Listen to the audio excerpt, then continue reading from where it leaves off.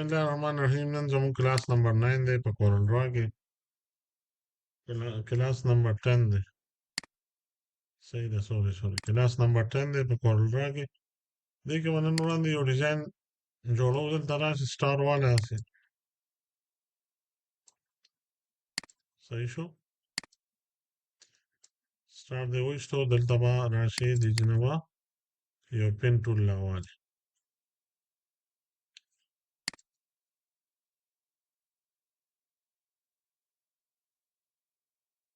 دلته ټیک شو دلته به کلیک بیا به داسې کار وکړي دې من نه به راوالي دا ګوټ نه به دې ګوټ صحیح شو دې ګوټ نه به او دې ګوټ نه به ټیک شو تا سره څه جوړ شو سټار سره جوړ شو او سټار کې ما دا لاینونه وویل هغې نه پس بل ته راشي دې نه به سمارټ فل راوالي دا داسې فل ټیک شو بیا به څه وکړي بیا بل ته راشي انټراکټیو فل به والي دا خانه به سلیکټ کړي داسې ټیک شو دې ته به ورکړي مثلا بلو صحیح ده که نه او دې باندې به ډبل کلیک کړي دې ته به ورکړي مثلا ګرین یا وایټ ورکړه صحیح ده که نه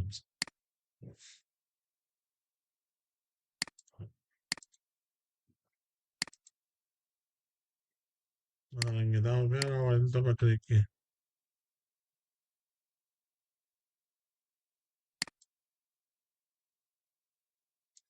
ټیک شو دا بلو کې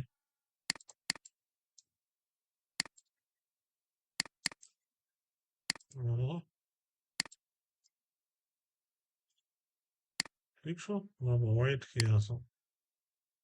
بیا دا مسکه لاین چې کوم دی که نه دا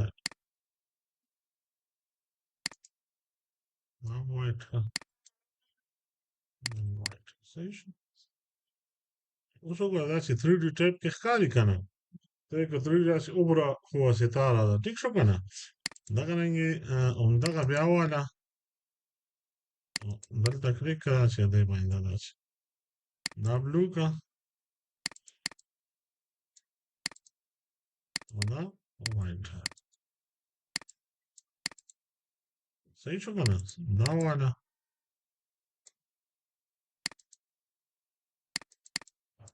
بلو که صحیح شو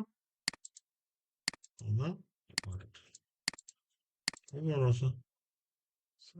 3D ټایپ ستا ښکاري که نه نو دې طریقې سره به ته دا ټول سټایل نه مختلف دا ته بس ما دې ځای کې پرېښو بقیه به ته جوړ کړې بیا ما ته اکثر دغه والا انډیا یو چینل دی نوم خو سټار ټي وي دی که څه د هغې هغه لوګو چې کوم دی که نه هغه لوګو ډیزاین ته لږ وګوره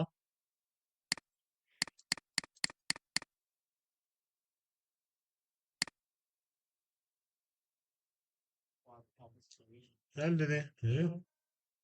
نو ته که دا جوړې که دا جوړې دا ستا هوم ورک شو صحیح ده که نه یا دا سټار جوړ کا یا داسې جوړ کا یا داسې جوړ کا صحیح ده یا داسې جوړ کا باندې کې چې کوم هم جوړې دا ستا هوم ورک شو سټار ټي وي بوري کې ایمیجز او دلته خبره ګوګل کې ایمیجز وي ٹھیک شو که نه نو دیټس انف فار ټوډے